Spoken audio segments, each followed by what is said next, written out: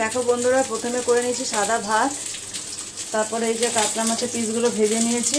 আর এই দেখো এখানে মাছের, এটা রুই মাছের মাথা, রুই মাছের মাথাগুলো ভাজছি।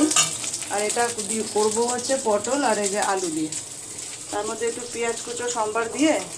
আর এখানে করে নিয়েছি হচ্ছে আদা, জিরে আর মৌরি বাটা আর কাঁচা লঙ্কা বাটা।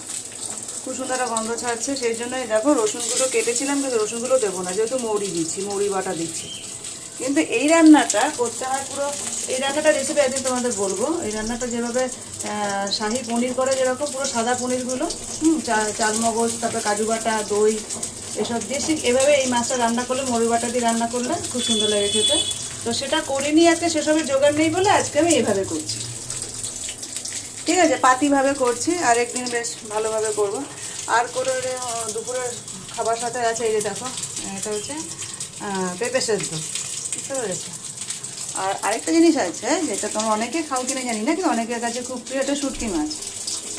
ঠিক আছে, এটা ঝিঙে দিয়ে আর কুমড়ো দিয়ে শুটকি মাছ করবো। আর এসবে করার পর তারপর দুপুরবেলা একটুখানি এই জন্য এসব খেতে টেতে হবে। এই ছিল আজকের আমার ইসে। আর দেখো এখানে তো আমার গণেশ ঠাকুর আছে। তো টাটা, রাখলাম, বাই বাই।